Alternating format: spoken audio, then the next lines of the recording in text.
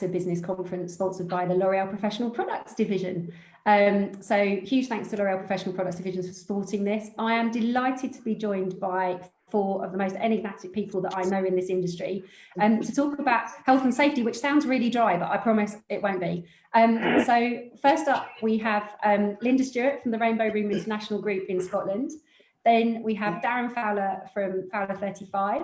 Tim Binnington from the Headmasters Salon Group, and then works with us a lot on our makeup competitions and doing all sorts of wonderful makeup things across our shows for professional beauty is Armand Beasley. So good afternoon and welcome to all of you. Good afternoon. Hey, how you doing?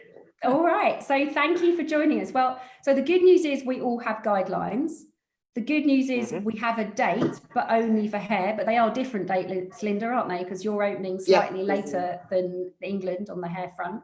But I'm still waiting for a date on beauty. So just frustratingly, one of the things I want to say very quickly, and then it's over to the panelists, is that we've launched a hashtag Salons Are Safe campaign, and we'll be posting the links in the under the Facebook streams, basically asking people to champion their local MP, to say that we're ready, we've got the guidelines, because actually we've just been talking about this. Salons and freelance professionals are used to operating safe and sterile environments. So it's not, there are obviously changes, but actually you guys are doing a lot of the stuff that's in the guidelines day in, day out anyway, because that's nature of the job that you do. So I'm going to kick off with PPE because it is the one thing on any of the lives that's come up the most. Now, I know the guidelines say everybody has to wear a visor, but I'm really interested to speak to all of you about what you're doing in terms of PPE for your teams and actually for customers if you're going to insist. So Linda, should we start with you? What's the plan? Yeah, well, right away when we were looking at all the guides on a global basis, we decided just to get as much PPE in, you know, from the get to get organised. Right. It does that visors are mandatory, but no, in Scotland, if masks will be as well for clients. Because at the moment, Nicola Sturgeon is asking everybody to wear face masks in any retail shop and public transport. So what we propose to do is we will want clients to wear masks, and we'll also give the stylists, you know, the choice whether to wear both visor and masks. Okay. Darren, what about you? I mean, again, like Linda said, I mean, you know, we've been working over the last 3 months to look around, see what's going on. I've been talking to international people, and I think we've kind of come to the conclusion these are guidelines. You know, yes, we are going to all have our visors, as the guidelines said, but we felt that we definitely needed to put the masks in place, definitely for our clients. I mean, A, for a security point of view, that our clients feel secure, and B, that I really want our team to feel secure. So we're putting that in place, and we're kind of called that stage 1. So we'll wear visors, they'll wear the mask, and that's what we've kind of decided to go forward. Okay. And Tim, what are you doing? Because obviously you've got... Oh gosh, do you know what? We've got lists and lists of stuff. Lists of it for the whole team, right? But one thing we thought we were going to do, we're going to get them back 2 days earlier. Okay. So all the team can do the other team's hair. So we've invited everyone back early 2 days, and they're going to all wear their visors, get used to how the whole process works. So sort of do like a run-in.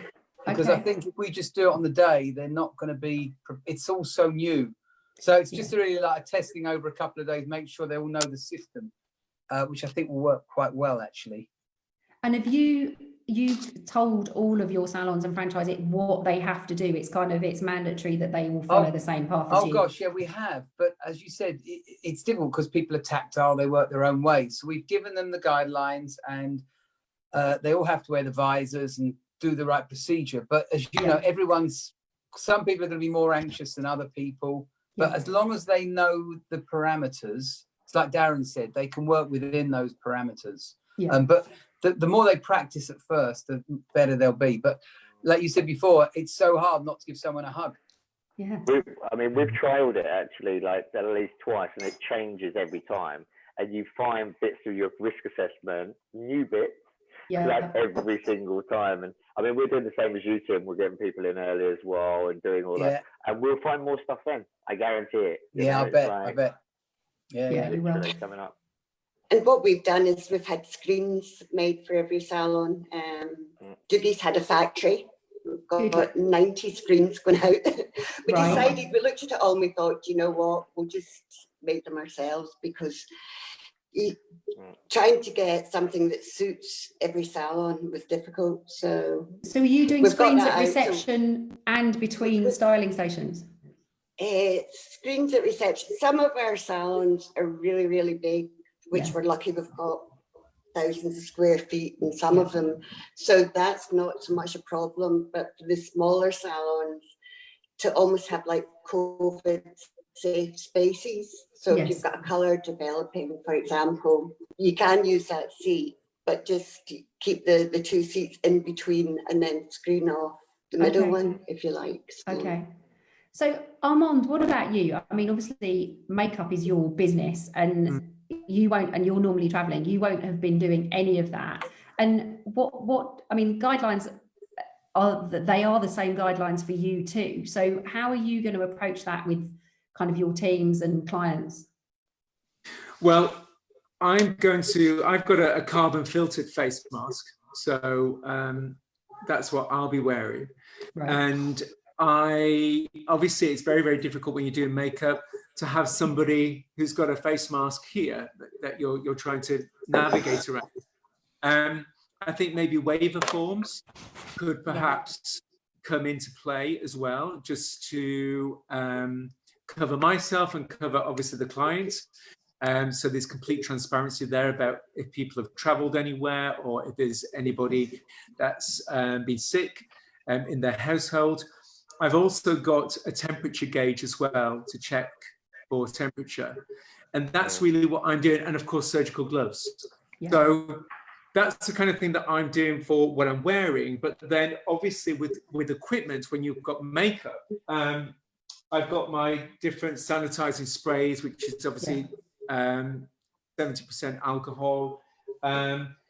With disposables, again, because I'm about sustainability as a cruelty-free, sustainable makeup artist, this is going to be really hard, because obviously there's going to be a lot of disposable masks that are going to be abandoned. So that's why I've got a reusable mask.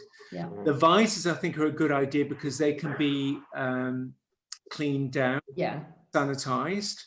And with my disposable mascara ones, I've got the bamboo mascara ones. But what I'm probably going to do is use the model's or the client's own mascara. And I will also, I always factor in lip products anyway into my service. So I always provide a brand new lip product for my clients. So I unwrap it before them and put that on their lips. So again, trying to minimize any kind of cross-contamination. Okay. And we've touched on screens and social distancing, but that doesn't just apply to the actual salon space, that also applies to the team areas. So staff rooms and often technical rooms, the colour room is often quite small. And, so how are you guys, I don't know who wants to start with this, how are you going to manage that process? What have you said? I mean, we've, said to people, because we've got cameras, so we're actually linking our cameras up to iPads around the salon. So people aren't walking in or out at certain times, but also just saying to people that they need to wear their visors in those kind of spaces that they're going to be going in together. Not directly, if they haven't got a visor on, not directly talking to anybody, not bringing things in that they can't store in their locker. They have to be put away. There's no hanging stuff around, which is a joy. A bit of cleanliness. But it's tricky, I think. What have you done, Linda, with that? We've just tried to sort of get different shifts, and different patterns, and insist, if they can't social distance, to keep their visors on, because I think this is the most difficult thing. Dealing with the clients actually is easy. You've got a system, you've got an appointment system, you've worked that out. But I think the difficult thing is trying to keep the staff apart. They will at first, but then they'll forget, and they'll bunch together, and they'll eat each other's lunches, and so I think we have to be so on top of that, because if they do bring out track and trace, then you could be in real difficulty if two of them have been too close together. Yeah. From what I can gather, as long as they are keeping the PPE and the social distance, then that is not a close contact. So I think that's the challenge, actually. What about you, Tim, on that point? Well, just the rotors have been a key thing for us, just to work out the rotor system. And we're a bit like Linda in a sense with the space. We're lucky. We've got sort of average about 16 seats in the salon, so you can social distance. It's easier to do that. And then with the colour rooms, again, that like Darren said, it's a really difficult part, because when people are mixing up colour, it's always a tight area, isn't it? Yeah. So but as long as the appointments are spaced out enough and you can work through it, but it's the discipline that people are going to have, and it's going to slip back quite quickly, isn't it? So we're going to brief them every day and monitor it and say how important it is, but it's just human nature. So it's hard. It's sort of every day, little bits every day to keep them monitored. I think also it's about signage, isn't it? Just constantly reminding people with signage that they have to socially distance. Yeah. What we're going to do, we're getting a different member of staff to take the team briefing every morning. That's a nice so idea. It's giving them a chance to, I mean, we've got manuals now coming out our ears. Right. But, we've made them quite concise. But every day, a different member of the staff will take the team briefing. Because what a challenge today, which got Nicola Sturgeon, 12:30 on the... Oh, we've lost Linda slightly. We've lost her. Oh, I was going to say, Jane, we've got. Oh, sorry, Linda. Hang on, Tim. Sorry, Linda. We lost you there. You stopped. So you said Nicola Sturgeon. All right. She gives a briefing every day at 12:30 with the same message every single day. But whereas the UK government has let that lapse, so that stopped for us. That stopped. Yeah, it has. So people get the message, it's over. So we just felt we have to do this every single day, different member of team. So you're almost endorsing what you want to do.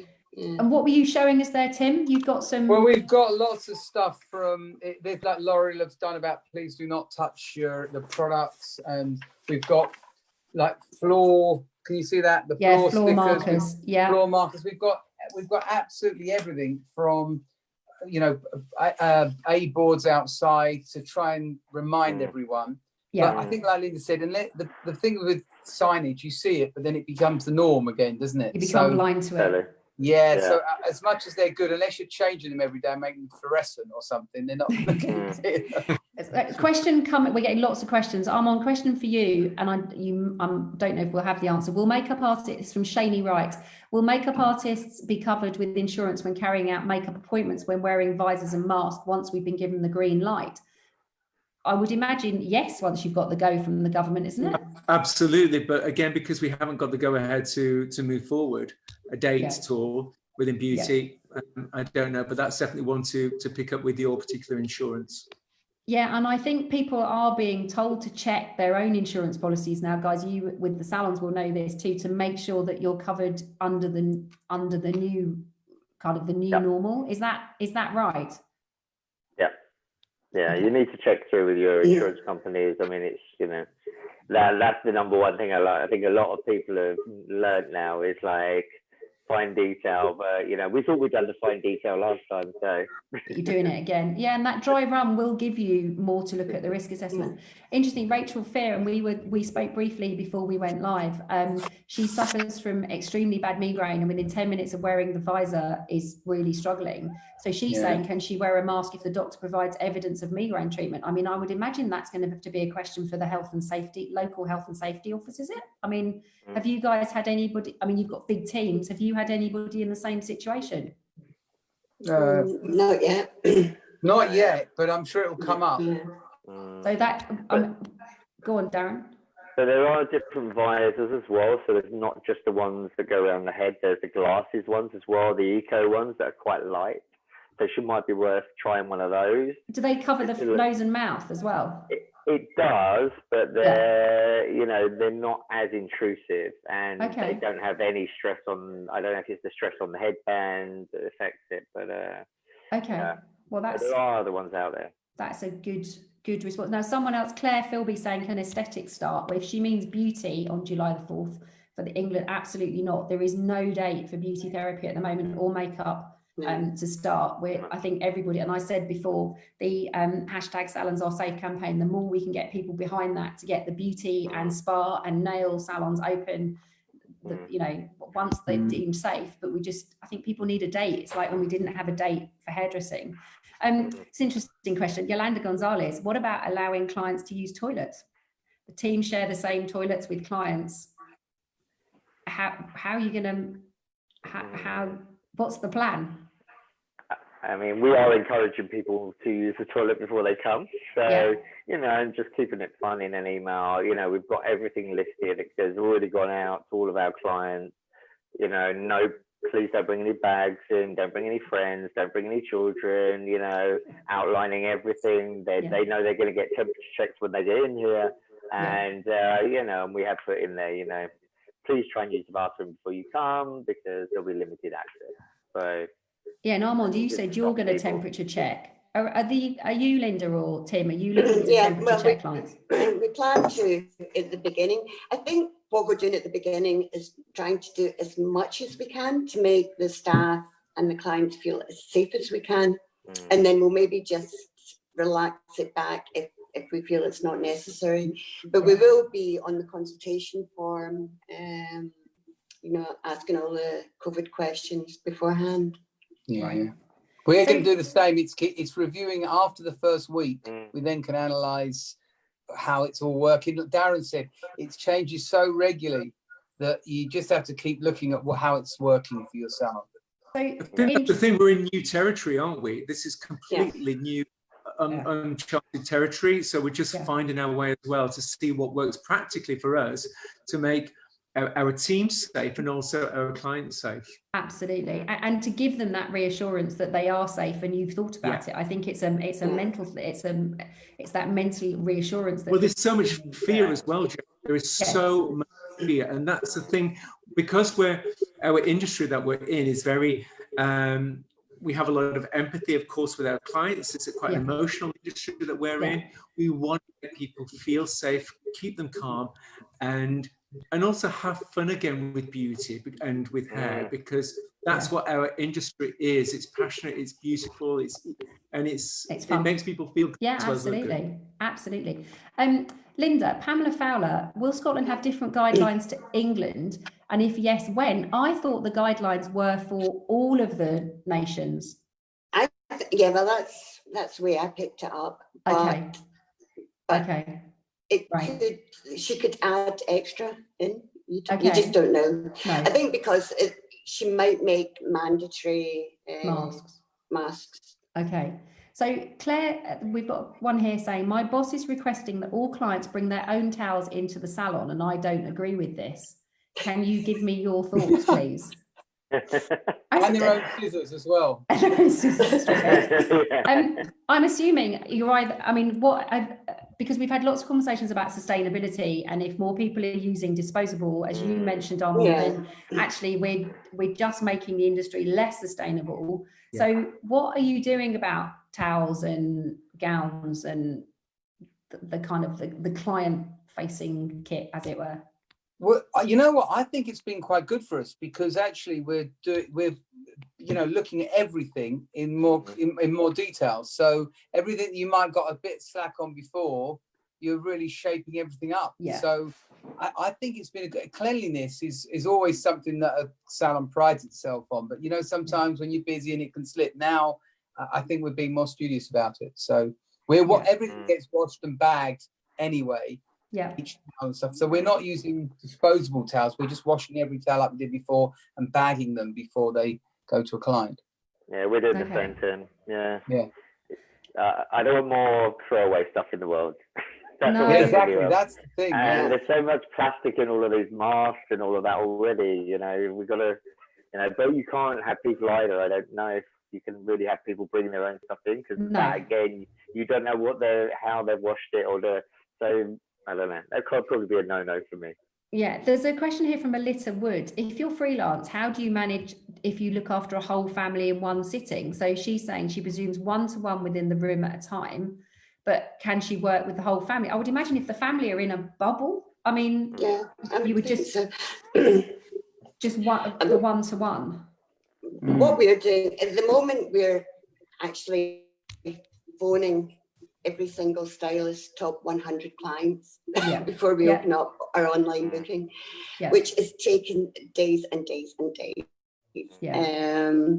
But what they're doing in some of the salons, where they know they've maybe got 4 or 5 in a family that come to the salon, they're booking them in all at the one time. So we're booking in family bubbles. Yes. Okay. That's a good idea. Yeah. Yeah, it's a great idea. So a family bubble appointment. Yeah, that is a really good idea. And Beverly Williams is saying aromatherapy, massage, and reflexology. No, definitely not at the moment. We'd have no date for those kind of treatments. It is just hairdressing at the moment for the 4th of July. Chris Harvard's asking, what's your view on disposable aprons? I mean, to any of you, we've kind of talked about, I mean, do you use disposable aprons when you're working, or do you tend to have the PVC ones that can be sterilised? Generally PVC. We try, as I said, like Darren said, we're trying to get stuff we're not keep chucking away, because we're more aware everything we're disposing all the time is not good for the environment. So it's a double-edged, but we're trying to just clean everything rather than having disposable. Armand, is that the same for you? Is that the same for you? I have a gown that, again, I boil wash obviously my gowns. So again, I don't want to add more plastic, because we don't need to do that. But yeah, it's a problem. No, okay. Yeah, there's lots of conversations coming in about the visors and what's available and what's not available. Question that's come up from El Turco saying some hairdressers work only on cash payments. Now we mentioned this briefly because I know, Tim, that headmasters were going cashless pre-COVID. Yes, it's all organised. So one of the biggest things is about tips. But if you're a cashless, if you only take cash, you can get a machine called a sum up machine, which is slightly higher on the rate.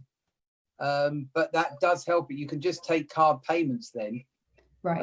And that's called sum up, and that's good for smaller salons or individuals. So if you're a freelance or something like that.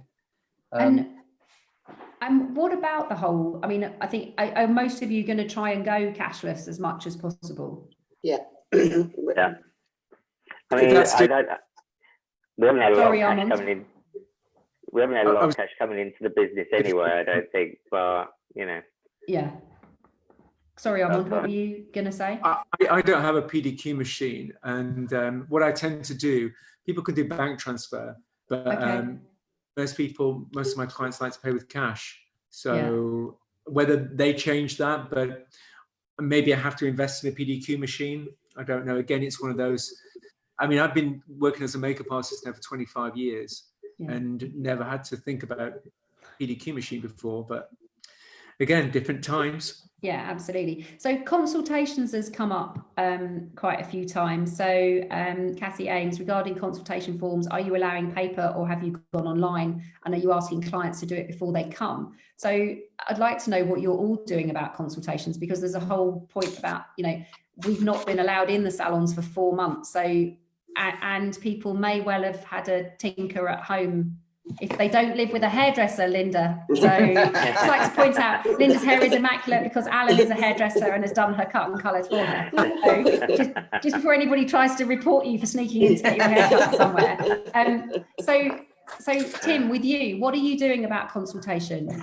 Well, we've got the list of questions, like empowering questions. We're trying to keep them brief rather than take too long on them. Of course, to have the visor on and it's not trying to sit face to face. Yeah.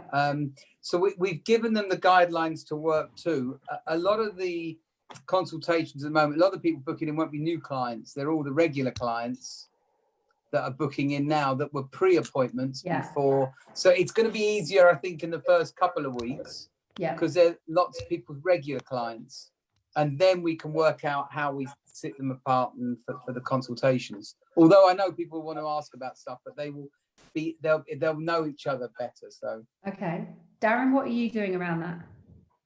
So we've sent out a MailChimp to most of our clients, and we've said to them that we'd like the answers back before, but we've also offered them, if they check the box that they've done a colour at home or something, then we're doing a virtual consultation with them. Okay, and Linda, you said your stylists are calling their top 100 clients individually. Individually, so it's ended up like a mini or Consultation. Consultation. Yeah. We use the Forest online booking system. Okay. So I think it'll be live on the 2nd. They're going to generate a consultation form that will go straight to each client. So. Okay.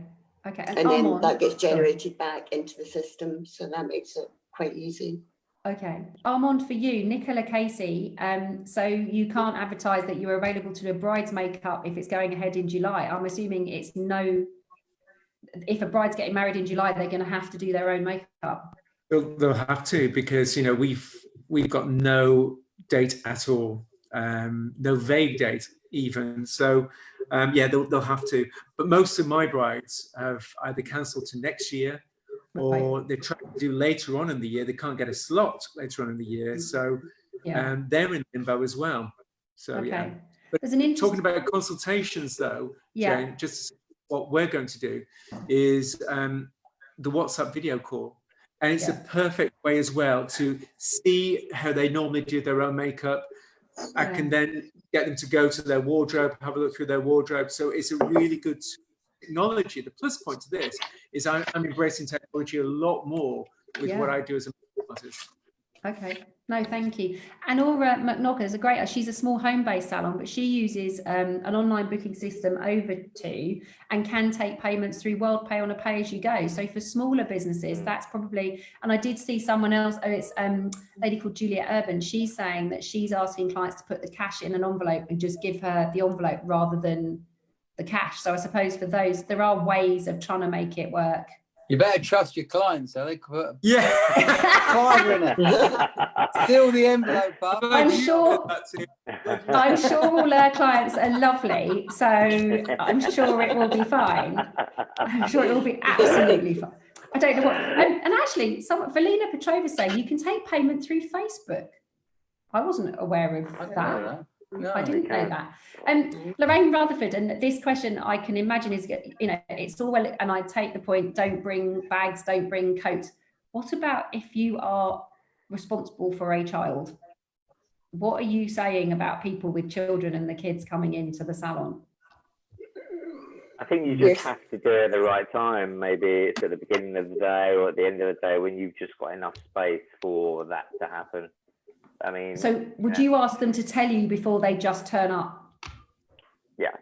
Yeah, and I think most people would. And we're quite fortunate that we have got space, but a lot of people haven't got space out there, and we need to just need to be aware of it. I think it's there's going to be a lot of working it out over the next there's going to be a lot of that. And the one thing I would urge people to do is remember we're going back to have a creative time to create this special moment with our clients.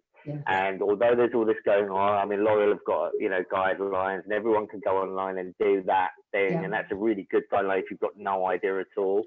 Let's go back and have some fun, guys. Let's go back and make some money, have some fun, be creative. It's kind of and also you got to remember Europe's been open with hairdressers for the last 4 weeks or longer. And longer, and they really cope well. There haven't been any issues. So I think they were doing what we're doing now. They were quite tight at first, worked out what worked, and then each country has their own way of working. But they're making it work.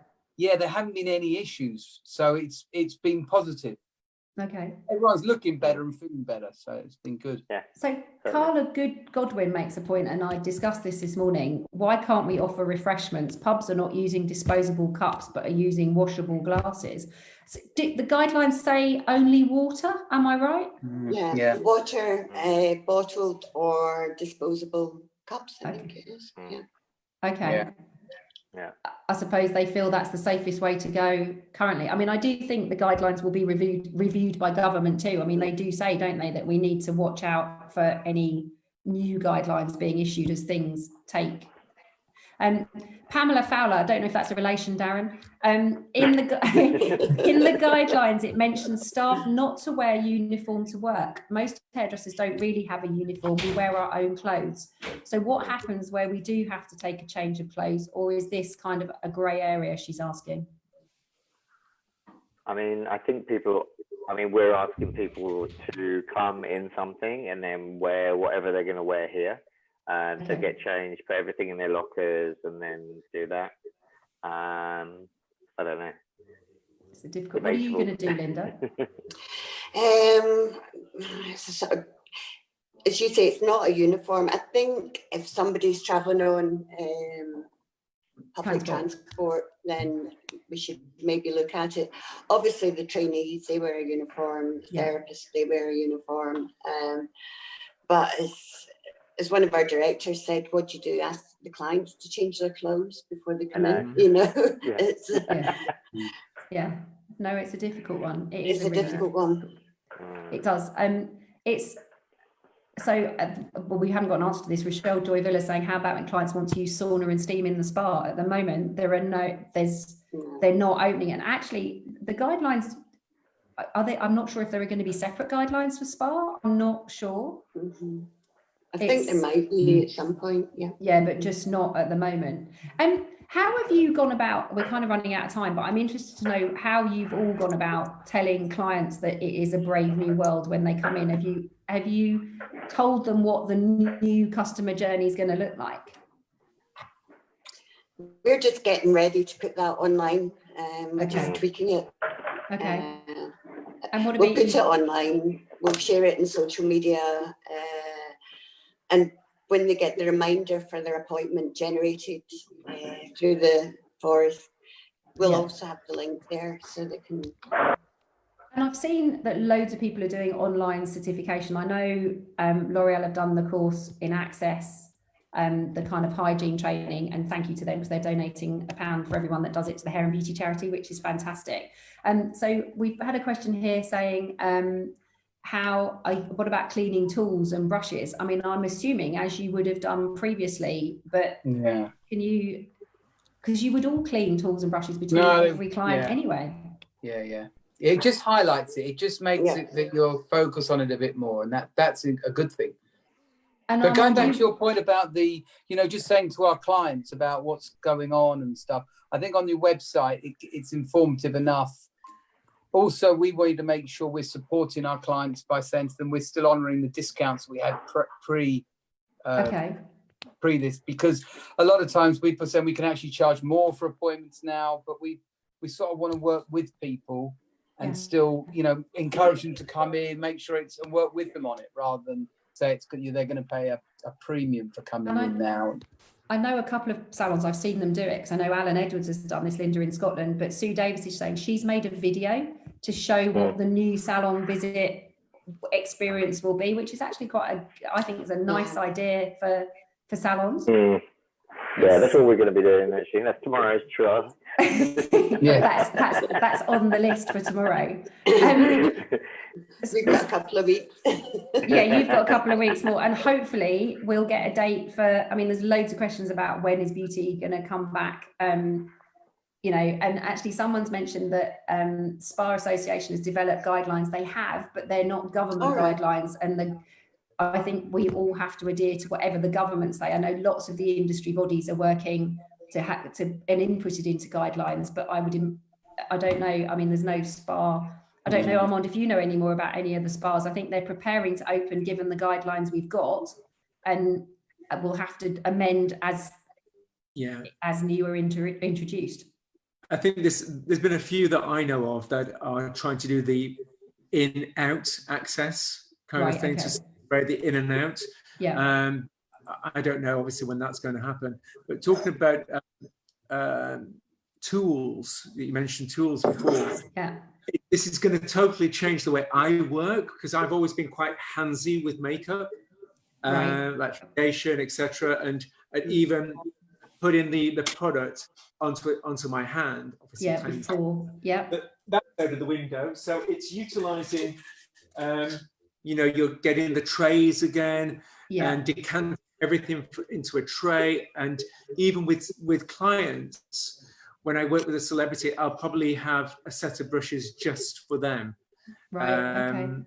And not just sanitize as I normally would do between clients. I'll just, in the interim, have sets of brushes for specific clients. That makes sense. Someone's asking, and we'll take this as the last question because we're over time. Are you staggering appointment times and waiting areas? So I don't know who wants to. Darren, you're nodding profusely. So what are you doing with that? So I mean, well, at the moment we've already got Team A TVs. So Team A will work, 3 days and then 4 days and vice versa. Okay. No waiting areas. We're allowing 15 minutes of cleaning either side of appointments. And actually, don't forget, guys, that there's going to be a lot of long regrowth out there.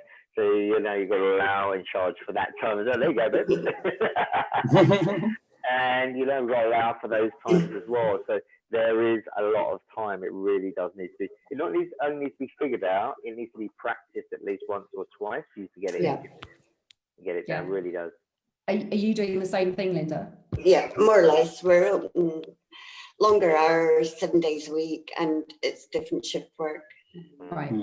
And what are your guys, so per salon, Tim, is the salon manager or franchisee working out what's best for their space? We've done for the company-owned salons, we've done all the rotas for them. So there's a Team A and Team B, morning and after, evening. So we've worked it out. So if anyone was bad or anyone got ill in Team A, then they won't be in, then Team B can carry on. So they're sort of crossing over. But again, it's just working out what works. We've staggered everything. We've done everything right. Well, we think it's going to be right. And then it's working within those parameters. And being flexible enough to move. Yeah, absolutely. And move quickly as you need to adapt to changing times. Yeah. Thank you so much, everybody. It's been an absolute pleasure to talk to you all. We've got a million questions down the side that I'm looking at, and that's why I keep flicking down. So we've got to as many as we can. Apologies to those that we didn't get to answer. We will post the links to the guidelines in the Facebook, and we'll also post it to our the Salons Are Safe hashtag, because it would just be good to get the date now for beauty as well as to follow the dates we've got for hair. Thank you all so very much. Good luck with reopening. We will stay in touch on a date. So thank you for joining us. And I very much hope to see you all soon. Thank you. And thanks again to the L'Oreal Professional Products Division. Cheers, guys. Thank you. Thank you. Bye. Bye. Bye. Bye.